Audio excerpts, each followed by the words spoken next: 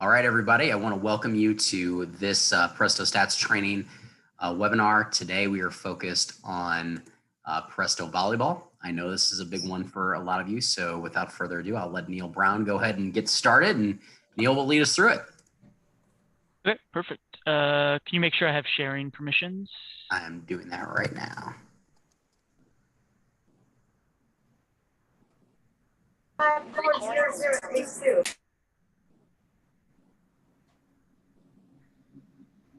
All right, should be good now.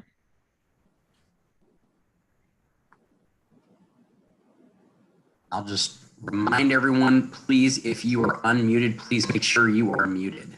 Thank you. All right, so we are signed in here once again to our Try Presto Stats test environment. First thing I'll say here before we get started with volleyball, I would definitely recommend if you're going to be doing volleyball stats to come in and test it out, run some test games just to get familiar with the workflow yourself, just because the pace of volleyball and everything like that.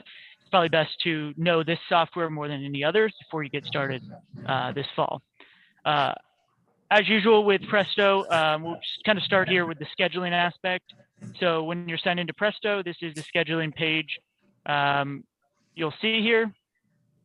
And these are all the test games that are in our system right now for volleyball. But once a game is scheduled, which can be done by clicking the Add Event button here, then you go through the event setup process. Your event will be on this list, and you can just click the date and time for the event. And you can go ahead and open the software here. And it looks like somebody else may have opened this. If so, can you please close it? Because I need to be the only one in there. So please close that if you did, because I need to reset the event.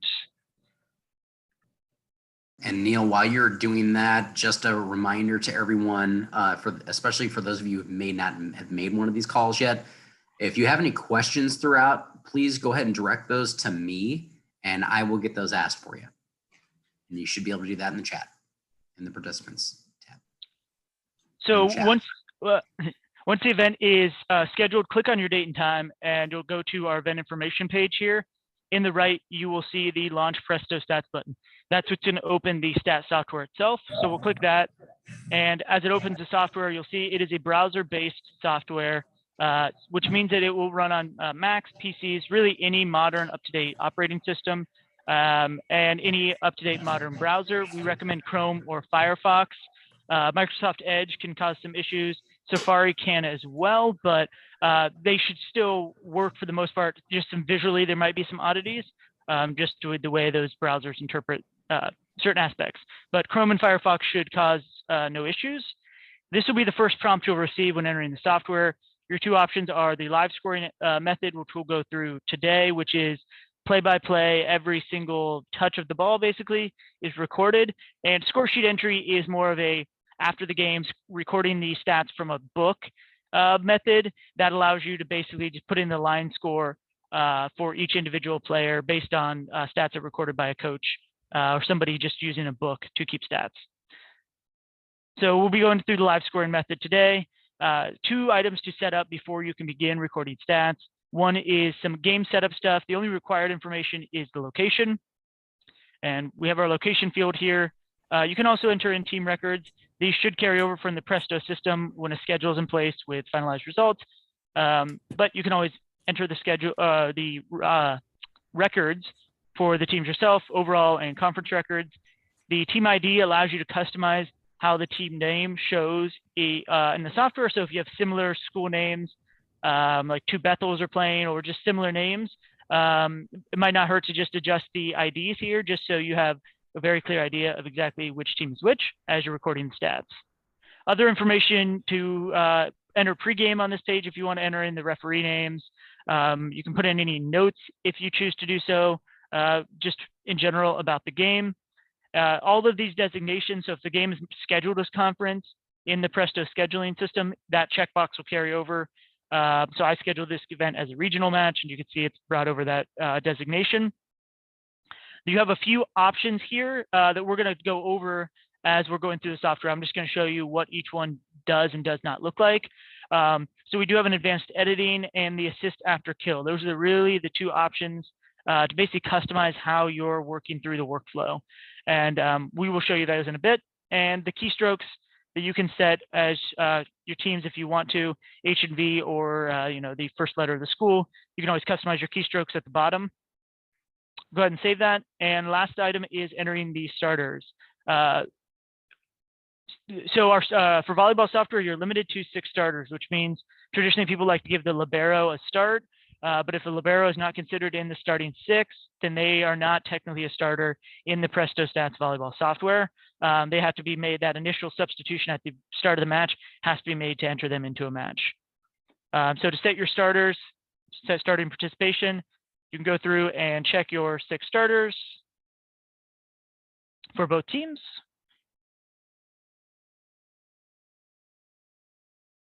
And we'll save it.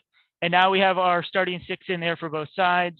And we are ready to get started. At this point, again, if you have the initial libero coming into the match, you can just go ahead and run a substitution. So we'll just go ahead and throw in a substitution here and say that 22 is entering the match. And you'll see in volleyball substitutions, you can enter multiple at a time. You see, just click the button, or you can just do a simple number entry as well on the keystrokes. And you can do so you can do many up to 6 subs at a time, and there's no pulling anyone out of the match. You're only putting people into the match, basically giving them participation. Next, and we'll see that these 2 are now in the match because there's no tracking of rotation or anything like that. Really, it's just a matter of getting participation in there. And at any time, you can assign a stat to any player, even if they're not technically subbed into the match. But there's no pulling anyone out of the match either, so you can always assign a stat to a player on a roster. Couple things before we get into the stats themselves, just to consider on rosters. As we've been talking about with the other sports that we've been going through with these sessions, rosters are going to be managed the same for every sport, which means that once your roster is entered into the Presto database, it's going to automatically carry into the stat software for yourself and for the opposing team. So your roster is automatically provided when you're the visiting team, which means keeping your roster up to date in Presto is important. So if a player's left the team, players joined the team, a player's been hurt and is going to be inactive, you can make them inactive. So then when the home team goes in to run stats, that player is not available for them to assign stats or participation at that point. Otherwise, again, the rosters will carry over automatically.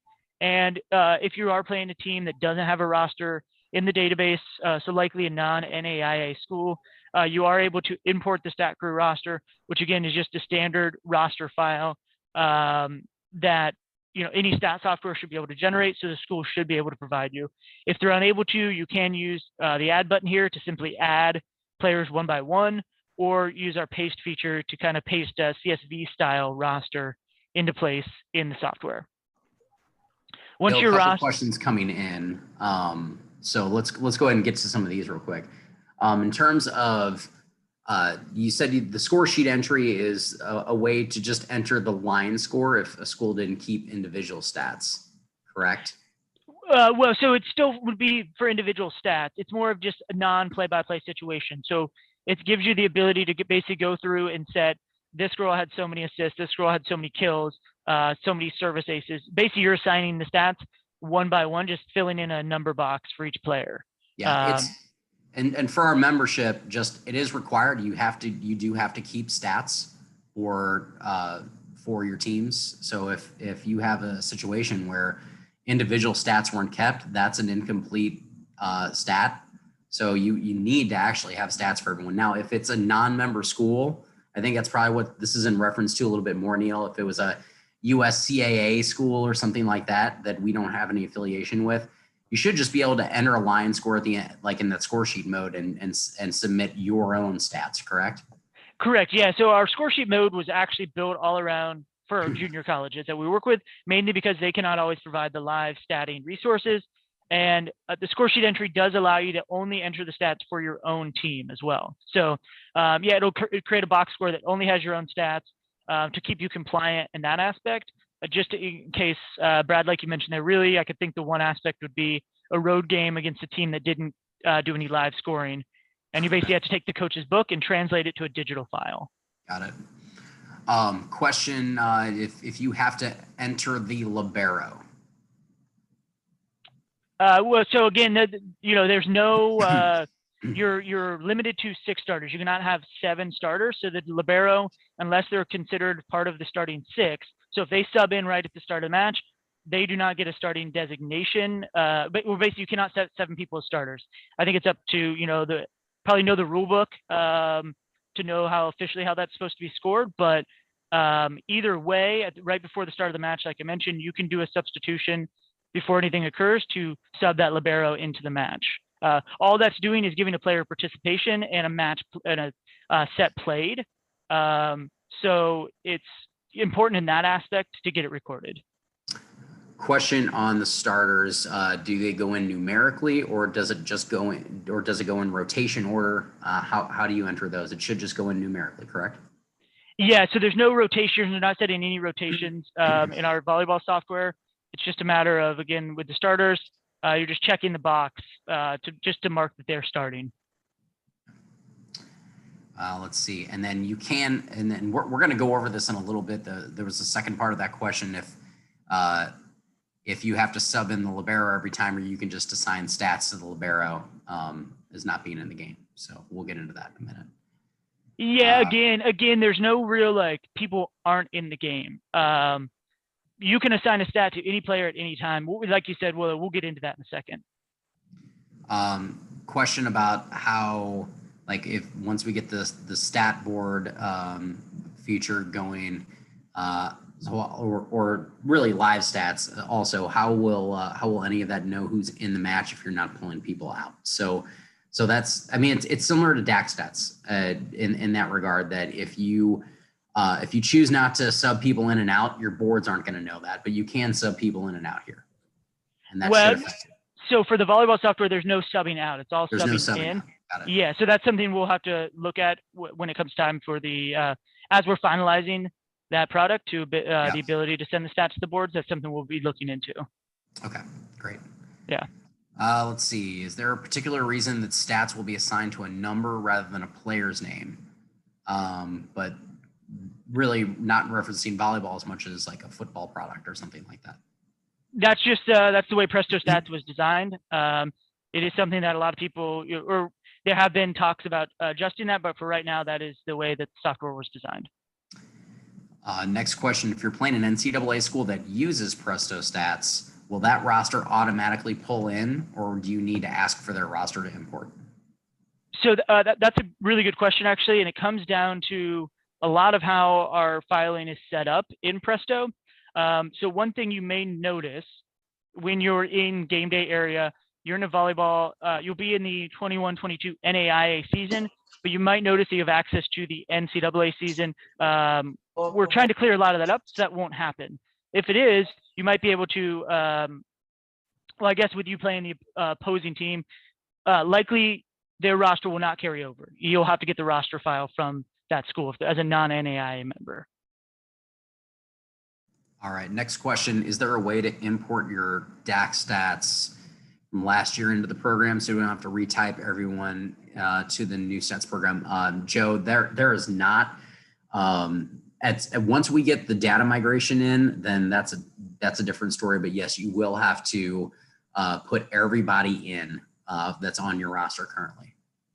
Yeah, well, one thing you might be able to do, so when you're in the game day area and managing a roster, you do have the ability to import a roster file. So if you choose to export your DAX stats roster from last year and import it, and then just remove any non-returning players, that would be one way to avoid, manually entering every player. But either way, yeah, the full roster will need to be entered into Presto via manual entry of each individual player, or through a roster file, or through a CSV file. Next question is, in basketball, there's a bug that ignores stats on the printed box score unless the participation box is checked. Has that been corrected in volleyball, or basketball for that matter? I'm not familiar with that bug, so can't really speak to that right now. I'm not sure. Let's see. Going through these. Let's see. How do you export a roster file to send to other schools who do not use Presto? In the Presto CMS, you have the ability to export the roster. As you can see right here, the ability to do that. If it's a Presto website, this is what the view would look like for non-Presto website users. If you're using a Presto website, it'll be a little different, but there will be a button across the top here that will say export. Perfect. All right. You can keep on going, Neil. We got the room now. So let's go ahead and go through some entries here. Again, one thing I'll say is if you have some weird sequence where you're like, what happens if this? I would recommend just, again, coming in the software yourself, running some tests, trying out any weird situations, and especially in a sport like volleyball, just try it out yourself to find out the best workflow for some entries like that.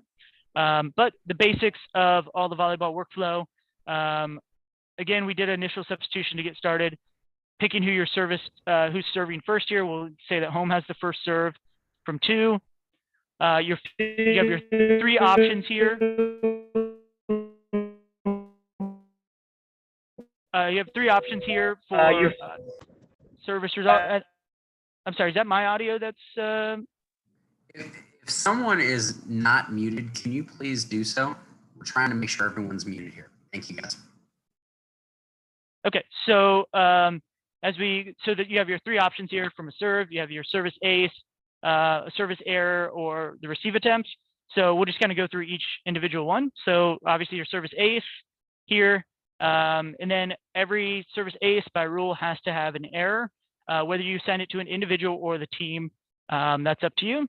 But if there's an ace, there has to be an error assigned to it. Those have to balance at the end. So we'll just assign this one to the team. And then it automatically kicks back and lets you pick the server again for the same home team here, stats 1. 2 is still serving. This time we'll say service error. And you'll see now it's recorded the service error, points, stats 2 scored their point, and now it's automatically kicked over and stats 2 is automatically on the serve.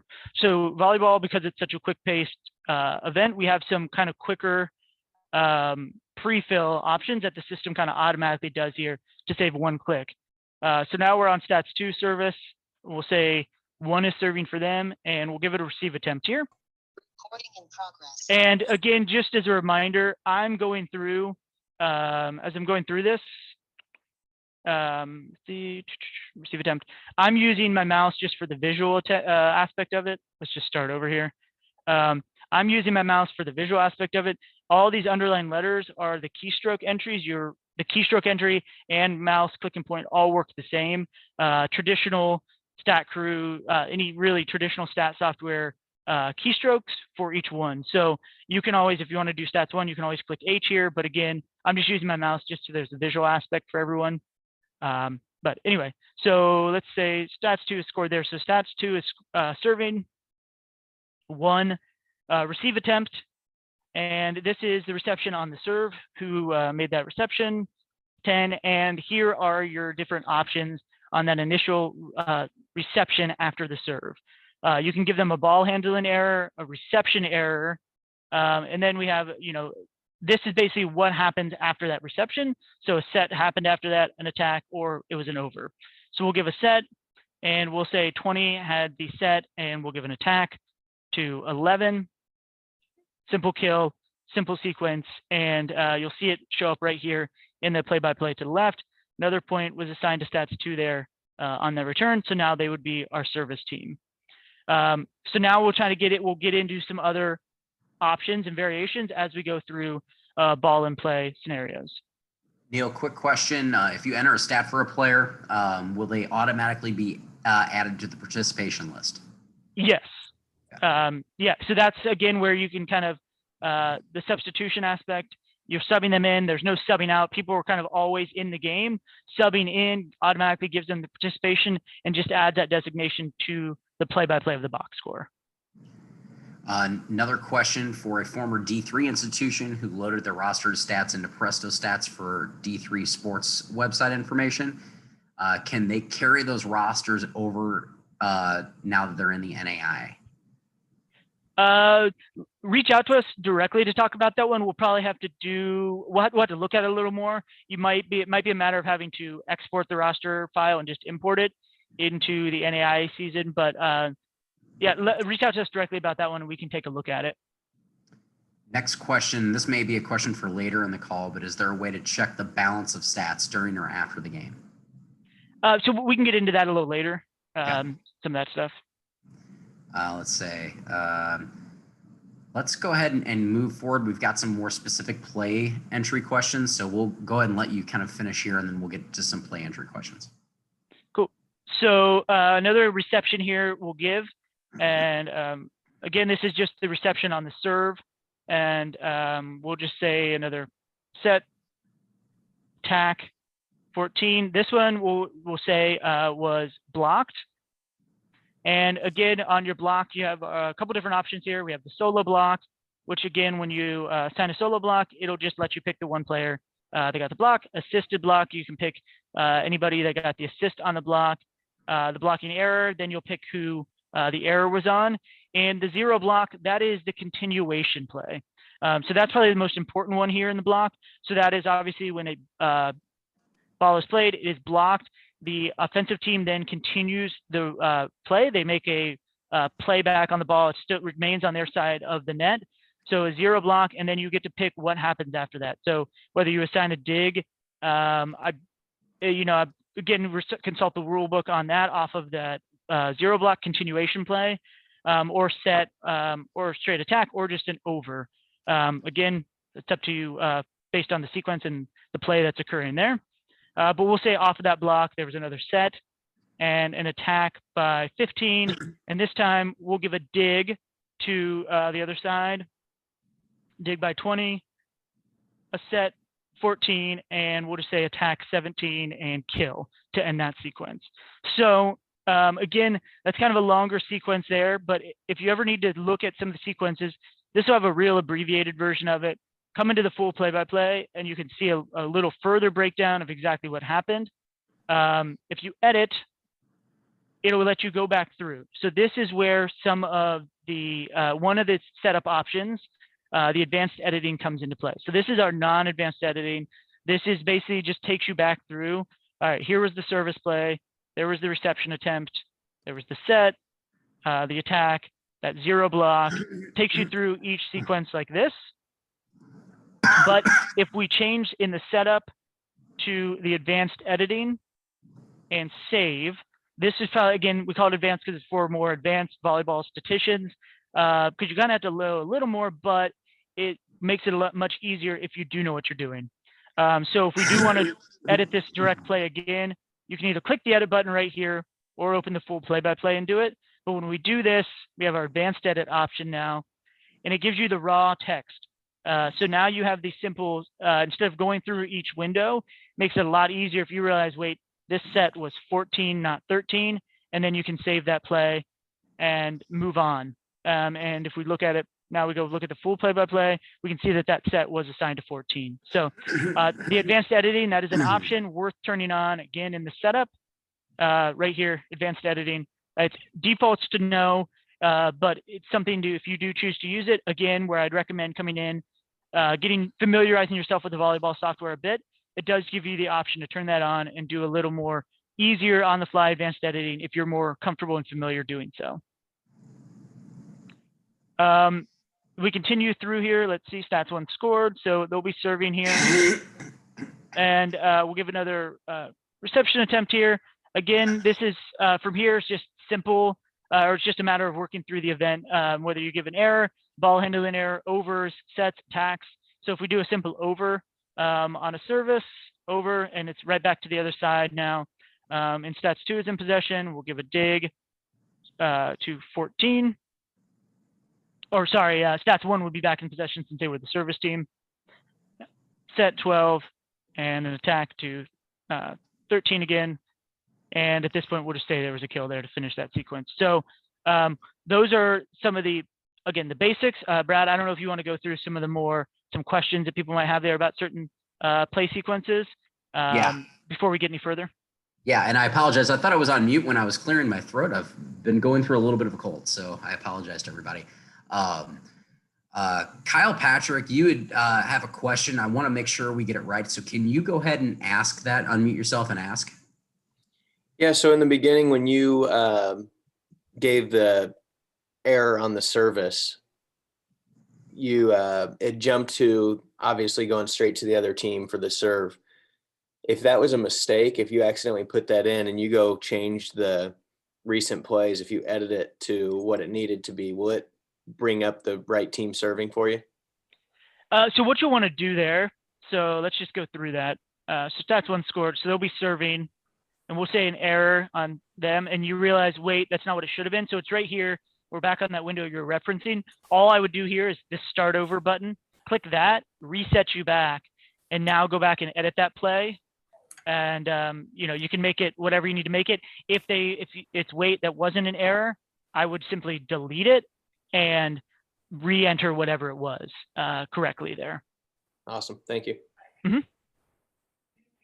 All right, next question is receive attempt a dig, is that D or is that an R? So for the keystroke entry, I assume is what they're referring to. So yes. It's R is the receive attempt there, although it might, I'm curious, let's find out. So it looks like either one, D and R, both work as the keystroke entry for that one. Okay. Great. Let's see. And then there's the question. I think you just answered it. Do jersey numbers work as hotkeys, or you have to click the jersey number? Those are all hotkeys, right? You can just type in a number. Correct. Yep. Yeah. If you choose to do all keystroke entry, you can do that. There's no requirement to use mouse and key at all. Okay. Mike Safford asks, saw A did not come up after a kill. Is that an option? So I assume he's referring to like an assist, entering the assist after the kill.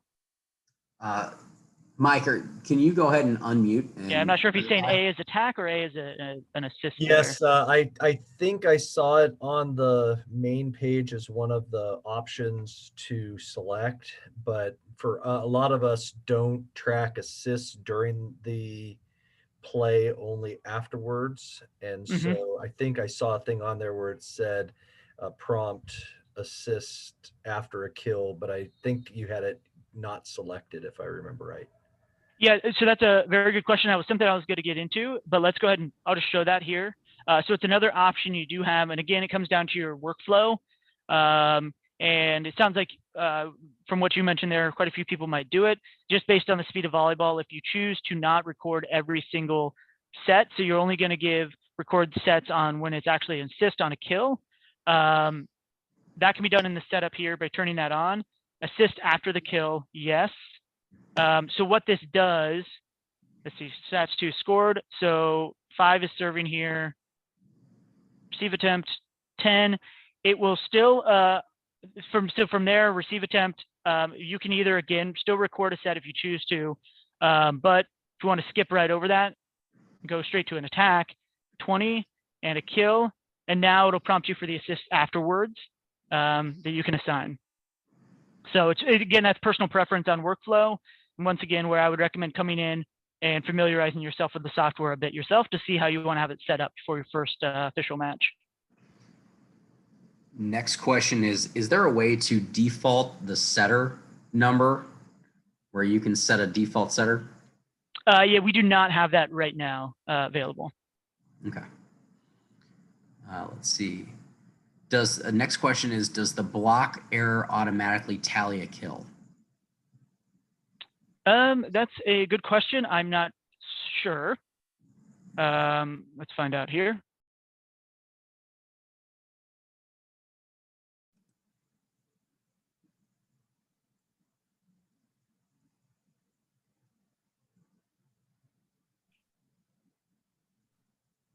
Yeah, so it's giving the kill to the player on the that had the kill there. So yes, it should be recording those automatically.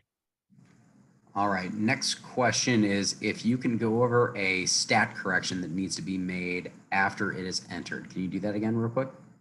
Yeah, absolutely. So yeah, so if we wanted to edit that play, for example, there's again 2 ways to go about it. The initial window here will just have your 3 most recent entries.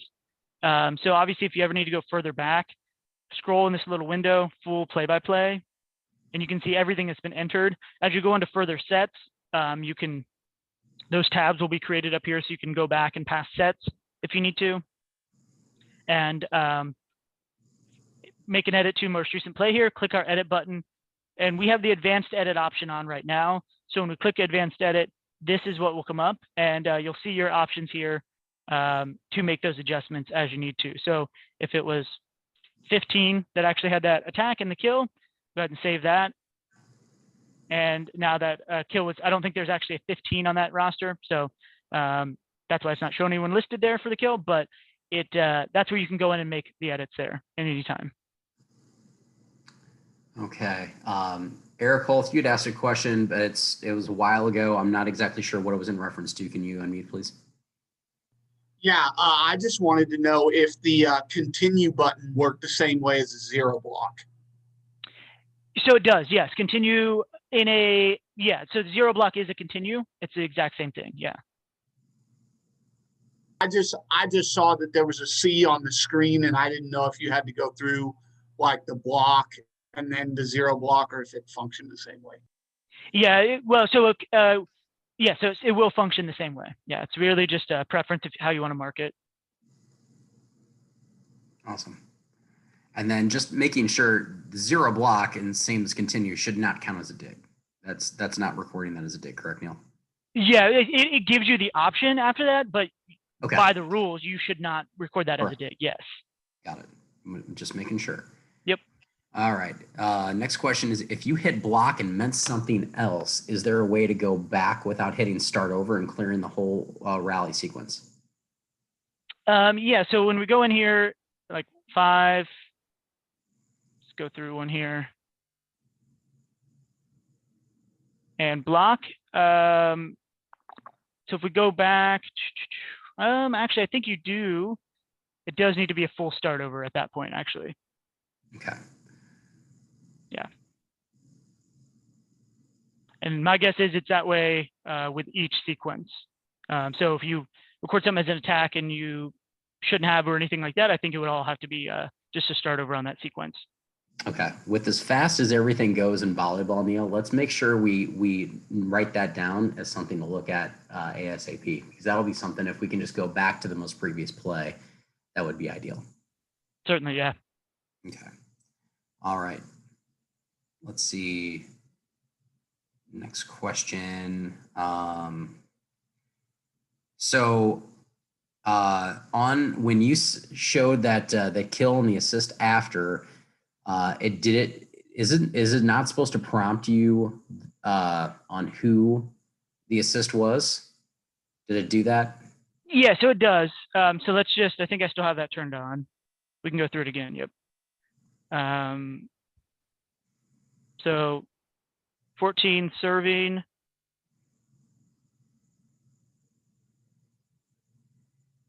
Oh, and I actually messed that up because I put in the assist beforehand. Let's do that again.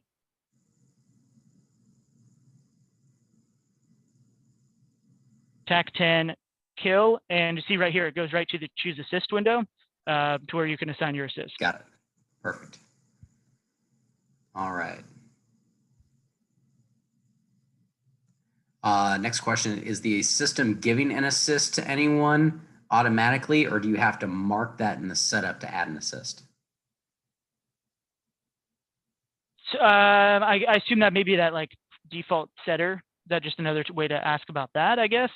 Kyle, do you want to ask that question again? The assist will always have to be manually signed in any sequence. So if it's not marked in the setup page, it's just giving it to the set each time if there's a kill. I guess I'm not quite following what you mean by like in the setup page there. I think what he's saying is if assist after kill isn't marked, he's saying, will it give an assist automatically to the person that set the ball on the kill? I see. Yes, it is. Yeah. Absolutely. Yes, I see what you're saying there. Sorry about that. Yeah. So if you have it toggled the other way and you give somebody the set, yes, it will mark them for an assist. All right. Let's see. In the advanced editing, it looked like the reception attempt was recorded as a dig. Can we just go into there and check that out? Let's just, I guess, enter one in there.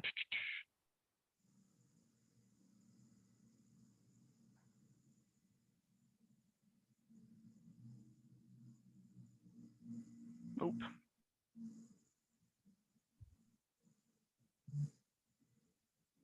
Yeah, it looks like it is marking them as a D there. I'm not sure if it's recording that in the XML as well, but yeah, I mean, that's obviously something we'll have to look at. I can't imagine that it would be recording that as a dig, because obviously your service, service reception on a serve is not a dig. So I'm sure that would have come up previously, but that's something we'll certainly take a look at. I would say that's probably, oh, Eric's gonna say the same thing I was. Going back to stat crew entry, you would enter a D for a dig for every reception, every over, but the system knows whether it's crediting the statistical dig or not. Correct. Yeah, that would be my assumption as to what's happening here. Yeah, and as this software has been built off of stat crew, it's going to function the same way, but we'll also make sure. Let's see. Next question is, previous testing of the software revealed that it was difficult to tell which side of the court the ball is on. Is there anything other than the highlighted team name in the upper left to indicate who has the ball? There's really not. Sometimes as you're going through, you'll see right here an indication as to which team you're working through, but we do not have any visual, court element for an easier indicator as to who has service or anything. How do you enter a replay for the point? So I'm trying to, I guess, remember the official scoring, because on a replay, again, I could be totally wrong here, but shouldn't nothing have been recorded anyway? If anything, I guess you just delete the play and act as if it never happened.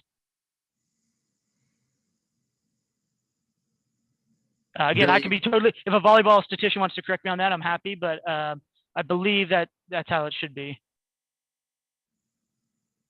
Yeah, it's been a little too long for me and statting volleyball, so I know someone out there, if someone wants to unmute on that. I'm very certain that on a replay, none of the stats count, so the play should just be wiped out. That's right, Eric. It goes back to start, go back to the serve. Yep, I knew Sam that's Grossi correct. had the answer. See, look at that. You guys are great. Dak, I think it's an easy fix. In stat crew, you have to delete everything.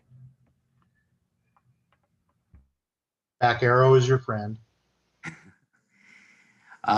Next question is there a way to change possession in a game? For example, in the volley, when the volley starts and you realize you should be on the other team.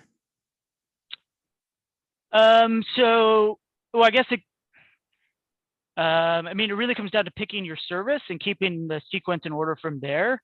Because you're picking who's serving after every point.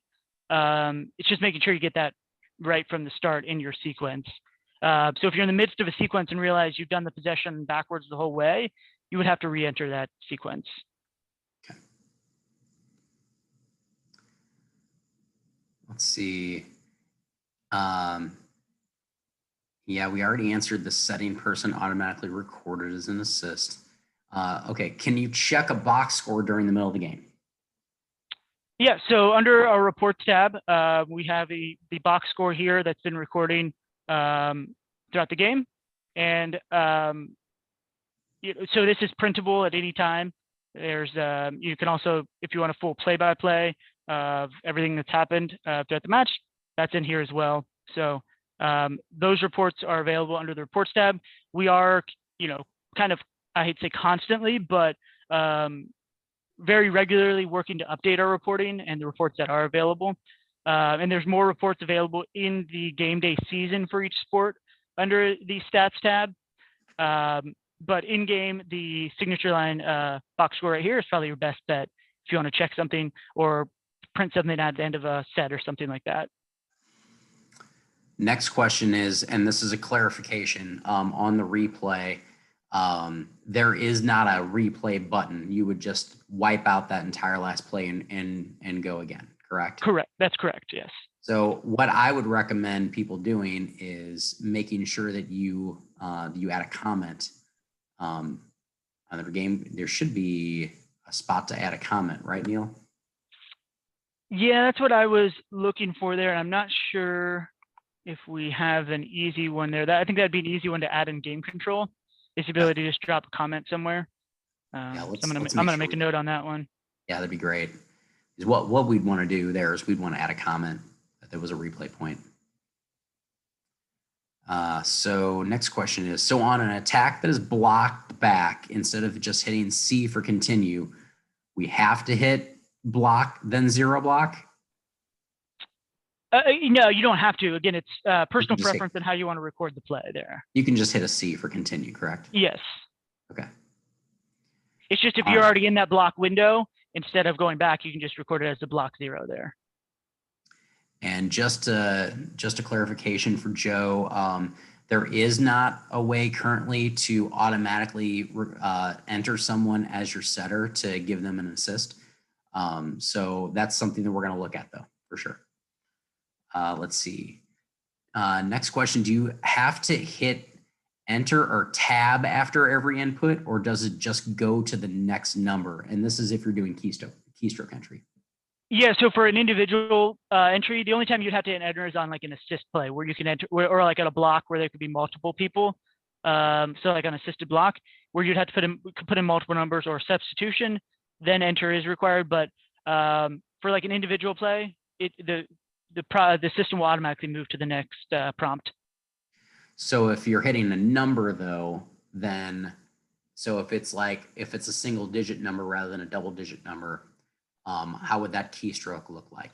So that's where you might want to enter your roster as like 0, 1. So obviously 0, 1 doesn't exist there, but like if we did 11, you'll see it's going to automatically move to my next window. So if that is something you want to do, it might just be worth entering the number as 0, 1 or something like that. And if you have a single digit number like you had there, then if you just hit like a 1, then you'll hit enter. Yeah, you could. Got it. Correct. Okay, so yeah, so you might have to hit enter if you have a single digit number. Otherwise, once you hit the hotkeys, it should automatically take you. And that answers the next question. In the basic editor, I'm trying to change the assist number in a demo game, but I get an error message each time after selecting a new assist player number. Okay. Yeah, I mean, again, that's kind of hard to troubleshoot on the fly here. I'd have to take a look at the event and the assist and anything like that. So, I would recommend just reaching out to our web team directly, and we can take a look at that test game, leave the kind of test game where it is, I guess, and we can take a look at the sequence to see what's causing the error there. Okay. Question about the over option. If there's an option just to hit over. Yes, I mean, in most places there's going to be that option. So receive 18, like even on the initial service reception, you have an over. Right after that, you can sit here and do over and overs back and forth. Things get crazy. Awesome. All right. If say you wanted to make the score correct at the end of a set and correct the individual stats later, is there a way to do this? Yeah, so if you do fall behind under game control, there is an adjust score option. So if you just need to get to the end of the set, manually set your score and figure it out later, you can come in and do that. And some people may have noticed when you're in the editing option, it does give you the option to insert a play before or after. So if you need to put a play in somewhere in the middle of a set, you can use that option to get the play inserted in the right spot. And sometimes I think, yeah, so you can even drag and drop as well if you need to get something in the right order sequence in a set. Okay. Does it automatically give an assist after a kill if the button is not selected? So I think we kind of went over that one a little earlier, but yeah, so as long as if you pick somebody for the set, it's going to give them the assist on a kill. Yes. If there's no assist on a kill, can you just hit enter and advance? Yes. Okay. Yeah, you're not required to give set to anyone. Yeah, and we're getting this question a lot. I'll just be very clear. There is not a way to assign a setter for your entire game. So you cannot do that. So you will have to enter that setter's number. But I think what makes that a little bit easier is if you have this set afterward, after the kill. But I mean, that's all a workflow thing.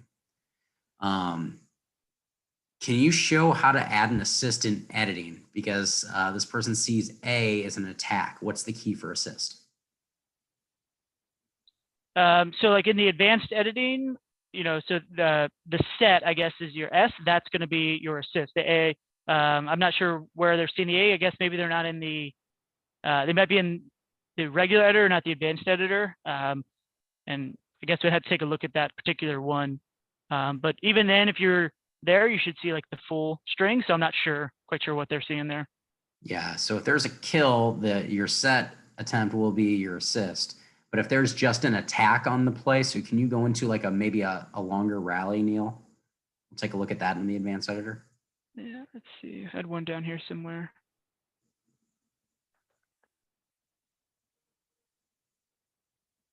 So yeah, I mean, it's always going to be kind of a dig set attack thing from these lettering standpoint, but it's from top to bottom, kind of oldest to newest. So this is the last sequence that was entered. So right now, this S14, that's who would be getting the assist on that sequence. And Brad, I think it shows up there. The K differentiates the kill from the attack, where A is attack and K is kill. Yeah. I think the set will automatically default to an assist. Exactly. So yeah, so if there's a kill, that set attempt will become an assist. But if there's not, then it will just be a set attempt. All right. Let's see. Can the team colors be changed to help with the visual aspect of who has the ball? No, there's no customizing of the colors right now inside of Presto stats. Okay. Let's see. Next question is, how would you assign a point to a team on a rotation error or a red card? That is a good question, and I guess I'm not too sure. I'm not sure. Yeah, I guess I'm honestly not sure on that one. I'm not sure if anybody else would know that, but I'm unfamiliar. Would that just be where essentially where we would just adjust the score and like make a note that there was a rotation error and a point was awarded? I think that's going to be a rules question.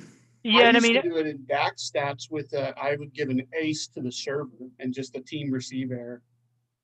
Yeah, and what you could do, I guess it really depends on where the error occurred here. But yeah, I mean, again, yeah, you could do an ace and then team reception error, or assign it to the individual if it was somebody out of rotation in particular there. So in Stat Crew, when you put a rotation error in, it's a service ace for the server and a team receiving error, or a service error if this serving team is out of rotation, like Eric said. But so for the award point in Stat Crew, there used to be the game. It was in game control, and there was exclamation point to award a point without a stat. Maybe if that could get added in there, but a just score would work as well. Yeah, I think, I mean, the adding point one, that's not a bad idea either, just to be able to do that. Okay. Katie's asking about entering a single digit number when using keystrokes. To not hit enter after, say, like 7, do you push 07? Katie, that's going to depend on how you set your roster up. So if you set your roster up as 07, you can hit 07 and it'll move on. But if you hit a 7, then you'll have to hit, if it's just a single digit, then you would have to hit enter. Let's see. Is game control where you record the yellow and red cards, your warnings? So we do not have an option right now for cards in volleyball. That's something that we're working to get added, but right now there's no option to add those cards. Okay. But as you can see here are the game control options that are currently available.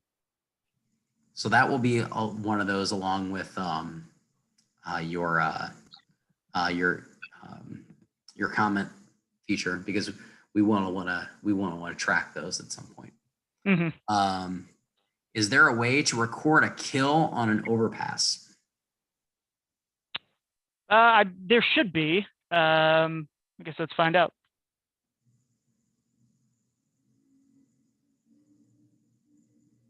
Yeah, so I would just, you can mark it as an attack if it then gets returned, or you can just simply kill 13. I'm not sure who had the assist there, but we'll just give it to someone random. But yeah, you do have the option there on the over. I guess on an over there probably isn't going to be an assist if there's a kill right off it, but let's see. Next question is on reports. Do other reports exist? For example, a box score by set. So we did not have a box score by set option. No, there's just, I guess, let's see. I'm not sure what the play-by-play. Yeah, it doesn't really show any box score. It's just the starters and then the sequence of stuff happening. So we do not have a box score by set option right now. Now you can get a box score after each set, but it won't be per set. It will just be a continuation. Yeah, that's correct. Yeah. Let's see. Would the team's logos be able to be displayed to determine better who has possession during the play entry? Yeah, that would be something we'd have to get added. Right now, the visual aspect of the stat software isn't customizable really at all. And then just to clarify, it does not matter who's on the court. So only the time you need substitutions is when a new person is brought into the game. Yeah, and again, that's really just for participation and making sure they get the markdown for sets played. Let's see. Wouldn't you be able to use the advanced editing to change the home visitor if you make a mistake on the serving team and realize mid-sequence? That's a good point. Let's just take a look at, I think with that, yeah, it looks like you could. I don't think there's any harm in doing that. That's something worth trying out, but even if we just do it here, let's see, changes things. Yeah, as you can see there, it just kind of flipped the score when I did that. So that should work. Yep. So it's the same as stat crew, that if you accidentally hit the wrong code for the team, you can just hit the correct code and it'll code it right. So there we go. Let's see. Possible solution, the side of the court things are on. Would it be possible to have a feature down the road to flip the sides of the two teams on the start screen, where you choose which team is serving? Yeah, again, that's something we can certainly look at. We're open to things. Our volleyball software, especially, is one that we're always trying to refine as the sport seems to get faster and faster. So anything like that we can do to help with the workflow in game, we're always happy to take a look at. Next question: how do you delete an entire play? Clicking at the edit button gives you the option to delete, and it would remove that entire sequence and the point and everything. And then just to confirm, when doing a replay and deleting the previous play, does that delete the score automatically as well? Yeah, so let's just go ahead and remove this one. And you'll see right there, it kicks it back to 7-3. Talking about using this with touchscreen computers, would you recommend touchscreen on this, or would you recommend a different way? Honestly, with the speed of volleyball, I think a touchscreen would be pretty difficult. But again, that comes down to personal workflow and personal preference. And again, another instance to just say, test it out before, in a scrimmage or something like that, just to see what you're most comfortable with. The stat software, again, all of our Presto softwares do work on tablets. So if that is something you decide to do, the software would support it. Karina, where did you see the auto assist button? I saw you mention that. Can you unmute? Oh, I thought in the beginning that you had to click under the like when you were setting it up, if you wanted it to be automatically an assist given after a kill, but then Neil was saying, if you did a kill, it did it anyway. So like, what's the point? No, I that's guess. the setup is if you want to enter the assist after the kill. The assist will go in automatically unless you have it marked assist after kill. Got it. Thank you. Yeah. Thank you, Eric. Sorry, I misread that. My bad. Thank you. All right. Next question. Is there a way to see the score when editing the play-by-play so you can find an error? Sometimes it's hard to figure out where to insert a play or edit so the running score helps. Yeah, that's I think that's a fair point there. That's something we could certainly look at getting adjusted there, because I think that would clear up some things. Okay. Great point, Brianna. Is the total assist attempts an official stat that is required to be tracked by NAI? No, it is not. So set attempts are not required. Only official assists are required. So you can't, if you choose not to enter an assist attempt, you do not have to enter those. Let's see. If the opposing team's roster has their single-digit players not listed as 01 or 2, etc., would you be able to edit that for gameplay, or would you need to use their numbering on their roster inputted? You can edit that beforehand in here. So if you just edit a player, you can always add that beforehand in the roster here, and that won't affect anything. There might be some number mismatch, but our system usually is good at making 088. But it should not. It will cause no major concerns for the opposing team, and it won't change their roster at all. All right, and a couple of people talking about just making sure we've got a comment feature. I think that's valid. We definitely want that. Let's see, Tyler Stevenson, you were asking about a service ace or an error on the team. Can you unmute and talk through that? No, I was just letting you know that that's how we've done it in Stat Crew for the red cards. Oh, okay. Great. Yeah, so I'm about 10 minutes behind your messages, guys. So sometimes I'm trying to get to them as fast as I can, but sometimes I don't understand. Let's see. And yeah, we're talking more about rotation violations. After we enter a kill, it still asks which team is serving next. Can that be set up automatically to have the appropriate team serving? Yeah, right now that's not a workflow feature in the software, but that's something certainly we could look into getting added. Question about what does the reset players on the court option in game control do? So that's just a way to manually reset the 6 that are on the floor. So if you're starting the 3rd set in a blowout or something, your coach is putting in 6 new players for any reason, easy way to just manually set participation and say, hey, these 6 girls got on the floor to start this set. And again, it'd be an easy way also just to get that at the start of each set, get those the 6 girls in the box score and listed starting. These are the starting 6 for each team at the start of set 2. Got it. A comment just that of the importance of having a box score by set, because a lot of coaches ask for this after each set to determine starters for next set. I know there are a lot of schools that will print both a stats by set and a full game box in between sets, Neil. So that's definitely something we want to look at. Of course. Let's see. Not sure if, let's see. And then a couple more questions on that. Just a note, cards in volleyball don't mean anything except a red card gives a point to the other team. And in Stat Crew, that was game control exclamation point. So we're working through that. Box score by set question. Would that option pop up once he advances to the 2nd set or further into the game? So can we go to the 2nd set and just see what happens? Yeah, we can go ahead and go to a 2nd set. I don't think it will, but it's good to get to this point anyway. So when you're ready to move to your next set, the scoring will let you keep going. So even when you get to 25-2, so you know the set's over, you could keep going 26, 27 points. So again, make sure you are making sure you start your new set when you're ready to move on. So you can just start new set, start the second one, and it will allow you to do so.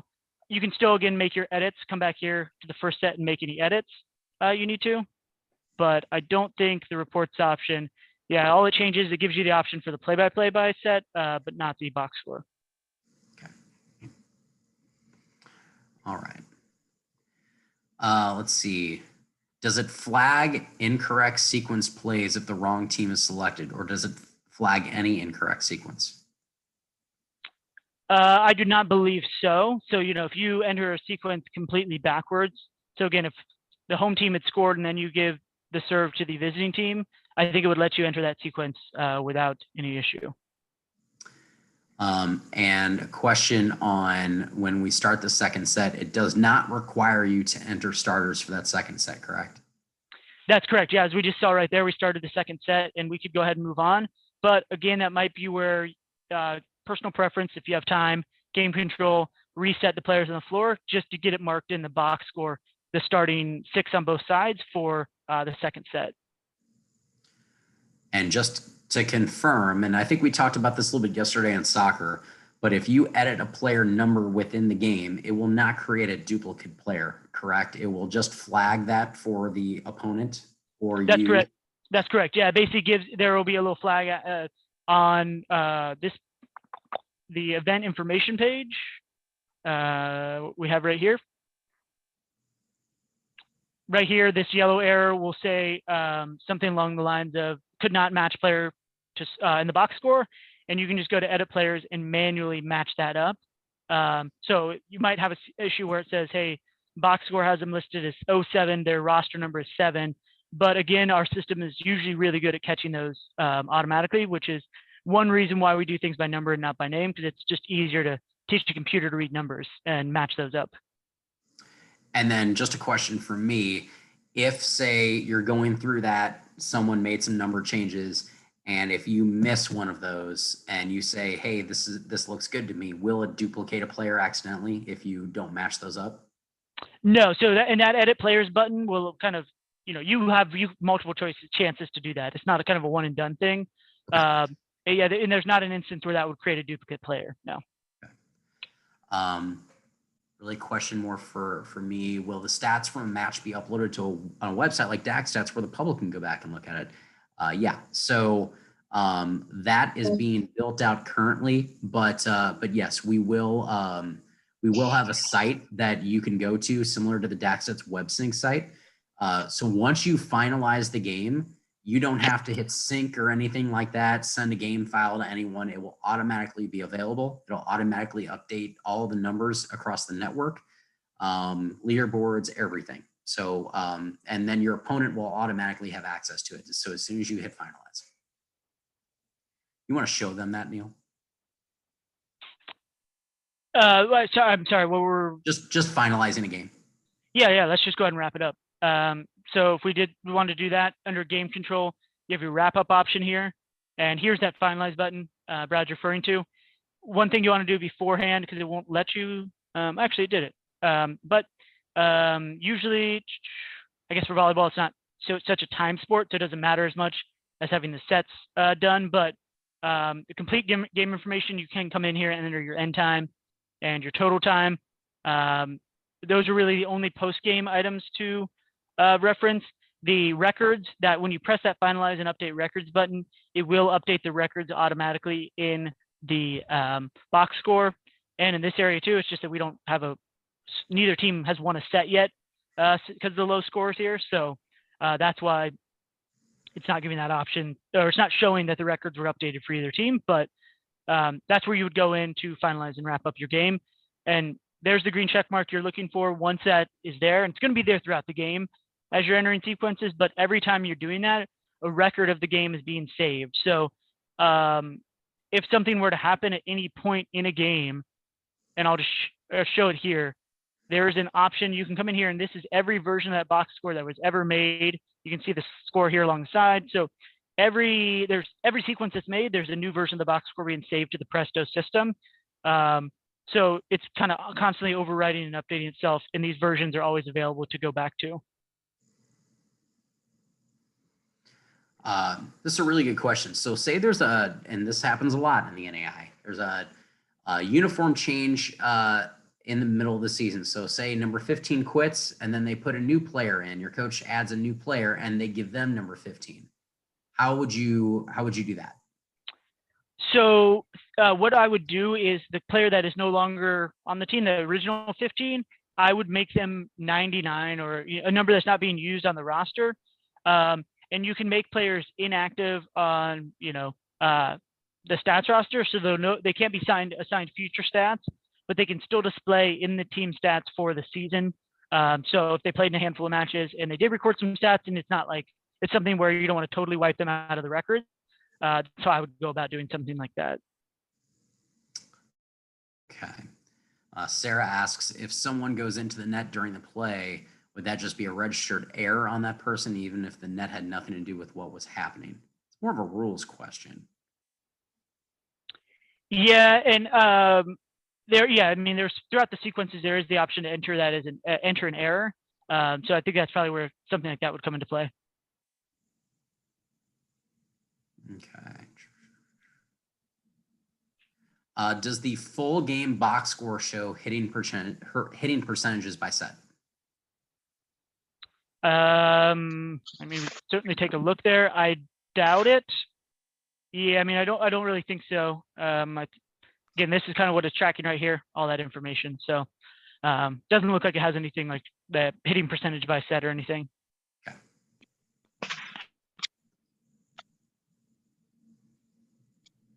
Let's see.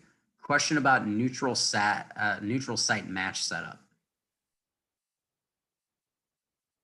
Can you walk them through how they would do that in order to stat a neutral site game?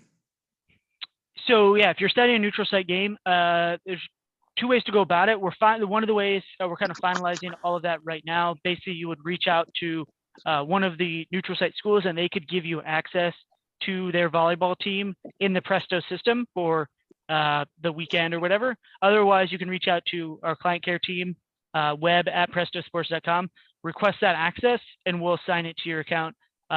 So basically, you'll have access to the schools in the volleyball season, NAI volleyball season, and it'll be just like it's your own school. So you can see on the schedule tab here, there's a change button because we have the two stats teams available here. It would look exactly like this. It would show the schools that you have access to, so you can go in and manage their schedule. You would go to their event and launch the software just like it was your own team to run it that way. If you accidentally start the next set too early, can you easily undo that set and continue statting the previous set? So it should just be deleting that play, correct? Yeah, I think you should be able to go back and delete these plays here to, get back to it. Let's see. Well, actually, looks like you can't delete that start. So that might be one where you would have to come back here and roll back the box score manually. Obviously, in an in-game situation, that's going to be a little hectic. So it might be worth reaching out to us at that point. But if you just come in here to box score, you can always find that last one before it went to the second set, before the game was finalized or anything like that, and just use this revert button to roll back to it at any point. Got it. Will we have the option to grab the XML file and put it into an article? And will the stats populate within article like DAX stats? The XML is essentially a Stat Crew XML, so that should not be a problem. You'll be able to grab an XML. Neil, you want to show them where they can grab an XML after the game? Yep, XMLs and pack files are in a PDF report for the stats as well, available under the reports tab. Also, anytime, so if you're the away team in this game, you can always come in. You don't need to open the stat software. You can just come in here and find the XML and pack file options over here as well. And question, just to confirm, after finalizing the game will automatically be sent to the NAI. That's correct. Once you finalize it, it'll all be sent in. You don't have to enter results on SID Help anymore. Question. That's great. But yeah, you will not have to enter those results into SID help at all. So yes, it will automatically send it to the NAI and it will be complete. And then question about editing a match once it's complete, and then showing them, and also Neil is just showing them the log of people. So once a game's complete, really there's two options here. Every user has access to the Presto Stat software for an event that their team is taking part in, whether you're home or away. So you have the option to open the software yourself and make those edits as needed, or work with the home SID. The official score for the match, probably the best bet there to make your edits. But for every Presto event, down at the bottom here, there is our change log, and that records every entry, just like those box scores that were all being saved. This saves every entry that was ever made into the event, and every change that was made to the event. So even if it wasn't a stat change, so even if somebody comes in, it'll happen sometimes for like neutral site games. Someone will toggle who the home and away were for a neutral site event, or the start time, even something like that. That is all recorded in this change log, and that documents everything back to right back when the event was added or created. So every change or item that's addressed with the event is publicly listed at the bottom of the page for that event. So anyone that has access to it can view the log and see who did it and when they did it. Perfect. Can we go back to a box score, or we can take a look at one anywhere? Do we have, okay, so we have attack percentage on there, but Katie Tooley was asking by set. So yeah, Katie, that's something we're looking into. Let's see, several people are asking about that. How do you download a game file? We just showed that. Tournaments and classics. So we're gonna get into that a little bit later this summer. That's something we still need to talk a little bit more through. But at this point, what we've given you will give you the ability to do at least a neutral site game. So if you are starting a tournament, you can get that access from the SID. But yeah, if in terms of an overall tournament look and feel, we're looking at that. And one thing I'll add to that is if you are running a tournament and you have student workers or whatever, and multiple people are signed in under one Presto admin account, there can be multiple games open under one admin account, if that makes sense. So I'm under this Presto Stat to prestosports.com account right now. There could be 5 different test games open by that account at one time. That wouldn't cause any issues. Where you will run into issues, obviously, is you do not want more than one person with the software open at one time. Because then you'll notice right away if that happens, because you'll start getting overwrite messages basically saying, hey, you're going to overwrite a change that so-and-so made at this time. So that will cause some issues, but you are able to use one account to run multiple games that are going on at one time. Neil, first of all, thank you for that. And that answers Kyle Patrick's question. Neil, can you open up a PDF box score of this game, please? Yep. Because I think there's some additional information in there. So if you scroll down, so then it looks like you should have team attack percentage by set. Well, it looks like that's just the total attacks percent, and then the overall percentage. Kind of hard to tell in an abbreviated game, but that's kind of how it looks. You haven't started set 2, so it does. Oh, that's true. That's true. We'd rolled back to only to be in one set. That's true. Oh, yeah. So it does show there. It looks like it, yeah. Let's see. Question about the best way to train stat crews with Presto in live action, for example, during JV matches or second crew operating separately for a varsity match. Mike, I think that's going to be personal preference. And Neil, I don't know if you want to jump in on that or if anyone else has any other thoughts, but I mean, that's kind of a personal preference thing. I'm curious if anyone has any thoughts on how they're doing it or how they're kind of getting ready for it. It's a good question. I'll say one thing we do here is use the Olympics or a professional event that you're just, you will have on the TV, or a recording of one of your past games. If you have an archive recording of a past game, you just use that to have a visual to stat along with. Brad, my question is, can I create a JV team for both, for instance, my team and the visiting team? Can I do that in this program and then stat a match? So it's not my varsity. It's a separate team that is not in the system. Yeah, so we have specific JV seasons within Presto. So if you're going to have a JV volleyball team and you're going to, want to record stats for their games, let us know and we can get the JV season set up, and it'll operate separate outside of the varsity, so you can have a separate schedule and separate roster, but the software would operate the exact same at that point. Now, if it's just for testing purposes, that's where I would just stick with the Try Presto Stats environment and just use the two stat testings that we have there. You can, if you need to add, like I think there were some numbers missing here. I'm not sure though, but if there are any numbers missing, you can always add people to accommodate for numbers that might not be here that are in the game that you're watching. Thank you, Neil. All right, question on setting up a tournament or a try match when your team is not one of the teams playing in the match. So it should be the same, right, Neil? You should just be able to contact those SIDs? Correct, yeah, contact the SID or our client care team, and we can get that access set up. Question on sending your stats to like sidearm or stretch. So this is the same setup for every sport, but it is an independent setup for each sport. So if you're setting it up for volleyball, it would have to be set up separately for soccer, football, everything on down the list.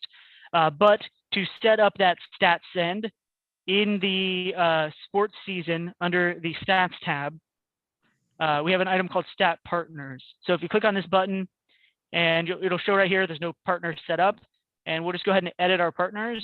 And this is where you have the ability to enter your stretch information. So with stretch, obviously the events are being sent to the specific game. So that 6-digit game ID needs to be updated in this field for each match. So again, that's just where some pregame work will come into play, and just planning that out. Just getting those game IDs, especially if you're playing try match or something, so you're gonna have multiple matches in the day, just write out all those game IDs so you have them ready to go and update those, and they'll be able to send to stretch. And likewise, here's your sidearm send as well. Something to, again, to make sure you have set up on the sidearm end.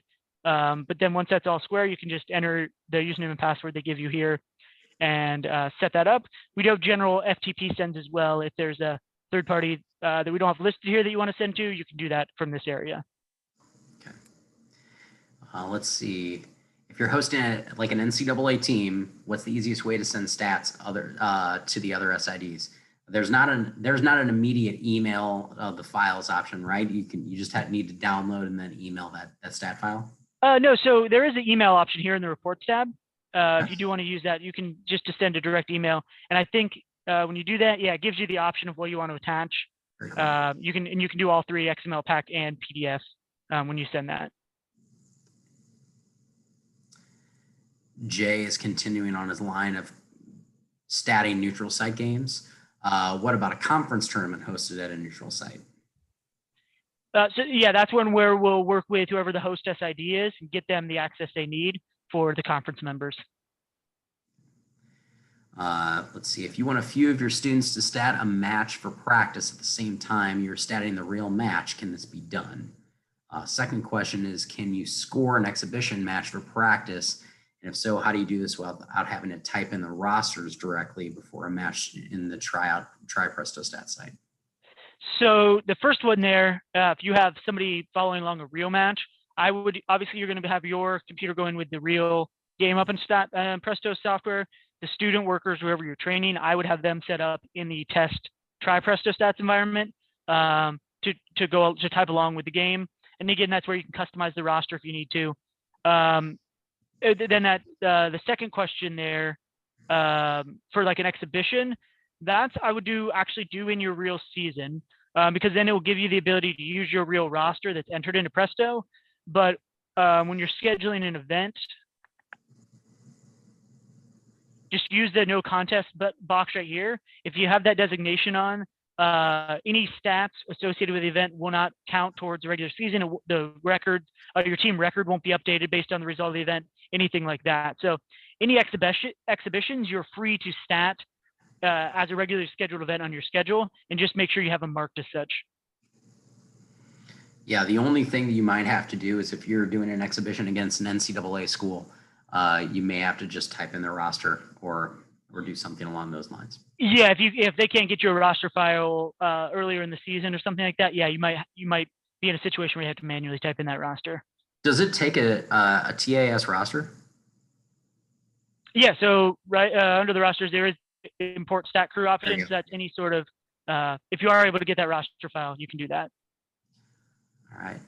It works well. I used it in baseball last year, but it works well. And then creating a JV match, Mike, you just have to contact the care team and they can set up a JV season for you. Then you can just set up your JV schedule and you can do JV matches directly through there. Let's see. All right. So for an inter squad scrimmage, can you play your own team? Interesting question. Yeah, I believe you are able to schedule an event. Again, America has no contest exhibition, but fairly certain in Presto you can schedule a game against yourself for a situation like that. Question from Ray, good question. What is the process of giving another SID access? So that is something we can, I don't really have it set up right now, but it's through what we call our user management system.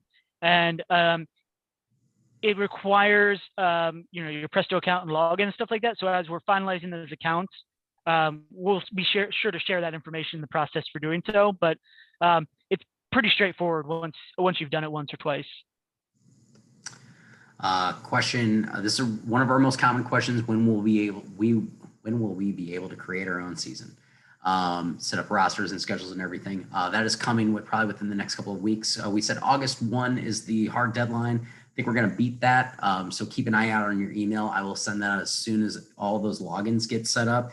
Again, the thing that takes the longest on this, and I'll say it on every one of these, and that's not a problem, but it does take a while to go through the declaration of intent forms that are filled out by the ADs and make sure we delineate to each school exactly which sports they have. So every school has different number of sports, different sports. So we need to make sure we do that in addition to getting new login information. So we're going through that, or I should say not we, Presto is going through that. It's a painstaking process, but they've been working on it for a while and we should have some more on that soon. Question about a tournament section, which would help with all tournament teams and having like tournament stats. Neil, I don't know if we have anything like that yet. I know that's part of the conversation we've been having with Leslie.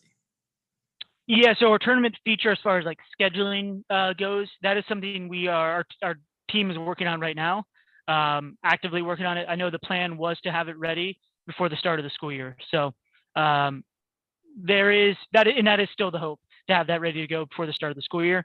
And it'll just kind of change. Basically, you'll schedule a tournament, kind of like you were able to do. You're able to do an SID help if anyone's familiar with that. Got it. If you have a login to different accounts to stat a conference tournament, so this is coming from one of our conference SIDs that is also a school SID. Will there be a conference tournament stat leaderboard like was in DAC stats? So I think that's a similar thing that we were just talking about. So we'll get into tournament stats, more to come on that. Yeah. Inter squad scrimmage, we just spoke about that. You can do that. The question is, can I set up my team twice in the season? And yes, you can. And I believe, oddly enough, that is the end of our questions. I think we went through about 200 or so questions today, Neil. All right. Any further questions? Is there, now that you've started the second set, is there a way to go back and change the end score in the first set? Say if you fell behind and it should have been 25-22 instead of 25-21. Well, yeah. So I mean, I guess at that point that was where you could come in and insert those extra plays. The score itself was incorrect. I think that's where you'll again have to roll back to that part of the basically revert back as if the second set hadn't been started yet and enter that in, get the score updated at that point. But otherwise, you can always come in the middle of a first set, like right here, and insert a play. So if you're missing a point or a sequence somewhere, you can always insert that in the midst of a set to get the point total right. Good point. Hey, Brad. Yeah. I had the second question about the inter squad scrimmage. I guess the way to advance that question was to designate the teams differently so that, like, say they're doing like a color contest, like blue versus orange. And so you can differentiate those teams if you're doing an inter squad. So, so there's two ways to handle that. So from a stats end, that's where in the setup, you'll want to adjust these team IDs. And that you can make those whatever you want. So you could make those, blue and red or whatever you want. So then where it says right here, like stats 2, stats 1, all of that will be changed to blue and red if I were to save that. And so from like a scheduling aspect, in the Presto system, I don't think it's going to let me do it on this site since it's my test game here. Let's find out. Yeah, so if you have a Presto website, you are able, there's a button up here that says customize. And with that, you can customize certain aspects of how the event displays, including the team names. So if you did want to display this on your site, just schedule it between your two teams and then customize, and you can change those names to be whatever you want them to be for the display on the actual website. And just make sure you're setting that up as a exhibition scrimmage, because you do not want to submit your inter squad stats, or maybe you do. I don't know. One of the things that Ken Stiegel mentioned, good point, Ken. If you do need to make a score correction, you can do that under game control as well. So you can that's true. There is the option under game control to adjust the score. Question from Grant: will it track individual players? Oh, just lost it. Will it track individual players' conference season stats? So that should be available once we have the new what's not WebSync anymore, which will be the new NAI stats front-facing platform. You will be able to track national leaderboards, conference leaders, all that stuff. Let's see, where will we be getting a file at the end of the match if we're the road team? So Joe, if you're the road team, you can just log into your portal, and you'll have access to that, as we said, in the next couple of weeks. You'll be able to log in, and you'll be able to you can go directly into that game. So it will automatically flow in here where Neil's at right now. Yeah, so the links are right here for the file. So as soon as that game is started, these links will be available. So if you do decide you need an XML for just the first set or something, you can update and download these as you go. But yeah, those are always available once the event has started. One thing you'll notice, if you click the XML, it's going to open it up, just the XML text. That's because computers are designed to, and browsers are designed to read XML data. So all you need to do there is just right click and save as in order to actually download that, or you can just from here right click and save as to download the XML. Further questions? We've got no time, so I'm going to go ahead and end it there. Want to thank Neil for his time today. There's a lot of questions. Thank you guys for all these questions. Again, we want to make sure this product gets as good as it possibly can be. So when we did see something missing, that's something that we're bringing up and that we're gonna address. So if you see more, please let us know. If there are things that you just didn't see today that you were hoping to see as maybe a future feature, we want to get that too. That's one of the reasons why we went with Presto, because they want to make this product great. So thank you, Neil. Thank you, everybody. And again, we will have this uploaded on the NAI YouTube page by the end of day tomorrow. Thanks all.